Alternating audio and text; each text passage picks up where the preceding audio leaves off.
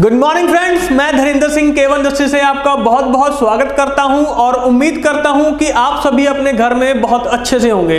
दोस्तों, आज का जो वीडियो है आपके लिए कुछ अलग होने जा रहा है, जैसे कि हम हर बार करते आए हैं। एक ऐसी सीरीज है जो कि हम सिर्फ एग्रो प्रोडक्ट्स के बारे में कर रहे हैं। तो उम्मीद करता हूं कि आपको एग्रो प्रोडक्ट्स के बारे में बहुत कुछ सीखने को भी मिल रहा होगा और आपके जो कमेंट्स आ रहे हैं उनको पढ़ के मुझे बहुत अच्छा लग रहा है। तो आइए चलते हैं आज के विषय के बारे में। आज का जो हमारा टॉपिक है एक नया एग्रो प्रोडक्ट, जिसके बारे में आज हम बात करेंगे। लेकिन उससे पहले कुछ नई चीज के बारे में जानते हैं। आज हम बेसिकली बात करेंगे कि हमारे भारत में जो मिट्टी होती है वो कितने तरीके की होती है, उसके बारे में बात करेंगे। पुराने जमाने में क्या होता था कि जो लोग थे वो मिट्टी को दो तरीकों से पहचानते थे। एक जिसे उर्वरा बोलते थे, यानी कि जो फर्टाइल होती है, जो उपजाऊ जमीन होती है। दूसरा उसरा बोलते हैं, जहां पे जो मिट्टी होती है वो ज्यादा उपजाऊ नहीं होती है, जहां पे कुछ भी उगता नहीं है। इंसान ने जैसे जैसे अपने आप को अपग्रेड किया तो उसने मिट्टी को पहचानने के कुछ नए तौर तरीके अपनाने शुरू किए। 1956 में सॉइल सर्वे ऑफ इंडिया नाम की एक ऑर्गेनाइजेशन का गठन किया गया, जिससे कि इंसान ने समझना शुरू किया कि मिट्टी को उसके टेक्सचर से, उसके टेम्परेचर से, उसके मॉइस्चर से और तरीकों से भी उसको पहचानना शुरू किया। जैसे जैसे उसने मिट्टी को पहचाना वैसे वैसे उसको मिट्टी के बारे में और बहुत सारी अहम जानकारियां जो हैं वो पता चलनी शुरू हो गई। हमारे देश में बहुत तरीके की जो मिट्टी है वो पाई जाती है, जैसे कि एलुवियल सॉइल हो गया, ब्लैक सॉइल हो गया, रेड सॉइल हो गया, फॉरेस्ट सॉइल हो गया, माउंटेन सॉइल हो गया, अल्कलाइन या सलाइन सॉइल हो गया। तो ये कुछ तरीके की जो मिट्टी है वो हमारे भारत देश में पाई जाती है। अब थोड़ा सा डीपली जानते हैं मिट्टी के बारे में। दो तीन मिट्टी के बारे में थोड़ा सा डीपली जानेंगे ताकि आपको फर्क जो है वो पता चल सके। अब अगर मैं बात करूं कि एलुवियल सॉइल, हमारे देश में भारत में सबसे ज्यादा मात्रा में एलुवियल सॉइल के ऊपर खेती की जाती है, सबसे ज्यादा मात्रा में पाई जाती है। लगभग 43% एरिया में एलुवियल सॉइल है भारत में। एलुवियल सॉइल की खास बात यह है कि इसका जो कलर होता है वो लाइट ग्रे से लेके ऐश ग्रे तक होता है। सबसे ज्यादा मात्रा में इसमें पोटाश पाया जाता है और सबसे कम मात्रा में इसमें फास्फोरस पाया जाता है। इस मिट्टी में सबसे ज्यादा जो खेती होती है वो गेहूं की, चावल की, मक्की की, गन्ने की और ऑयल सीड्स की खेती होती है। तो ये था बेसिकली हमारा एलुवियल ऑयल्स के बारे में। दूसरी जो आती है हमारी, वो आती है हमारी रेड सॉइल। अब रेड सॉइल में बेसिकली क्या होता है, लाल मिट्टी जो होती है वो मोस्टली लो रेनफॉल एरिया में होती है, जहां पे बारिश बहुत कम होती है।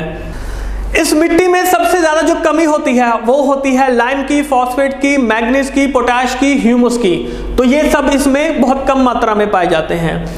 ये जो मिट्टी है गेहूं के लिए, चावल के लिए, ऑयल सीड्स के लिए सबसे ज्यादा उपयोगी मानी जाती है। और इस मिट्टी का जो लाल कलर होता है, जो लाल रंग होता है, उसकी वजह होती है फेरिक ऑक्साइड। फेरिक ऑक्साइड की वजह से इस मिट्टी का जो रंग होता है वो लाल होता है। अब चलते हैं आगे।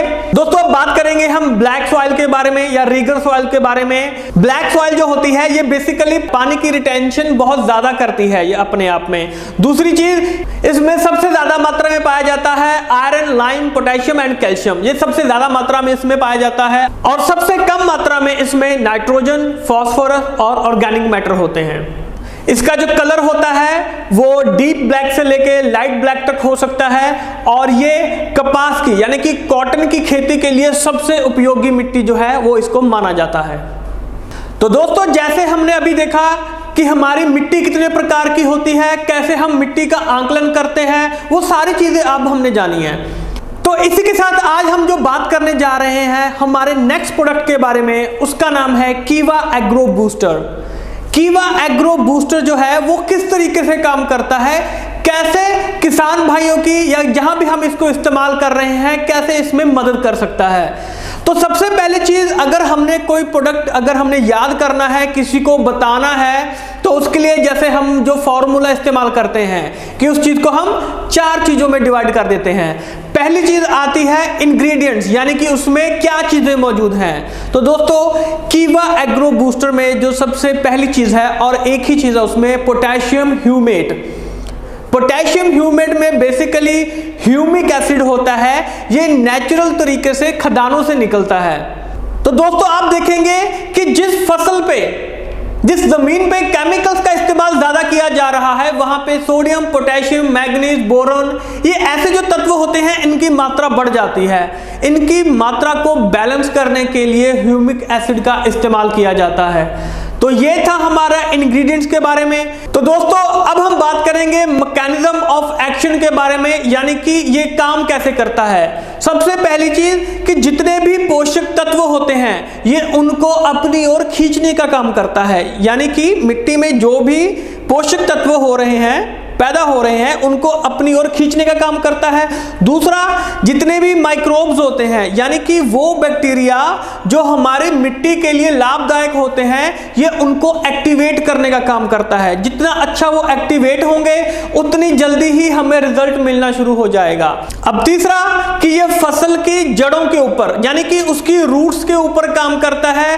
रूट्स को और ज्यादा बेहतर बनाने का काम करता है, फसल आपकी और ज्यादा अच्छी होगी। और जो क्लोरोफिल होता है, यानी कि जो पत्तों में जो हरा रंग होता है वो क्लोरोफिल की वजह से होता है, तो क्लोरोफिल की मात्रा बढ़ाने का काम करता है। तो ये सारा है इसका बेसिकली काम करने का तरीका। अब बात करते हैं हमारी तीसरी चीज के ऊपर, जो है इसके बेनिफिट्स।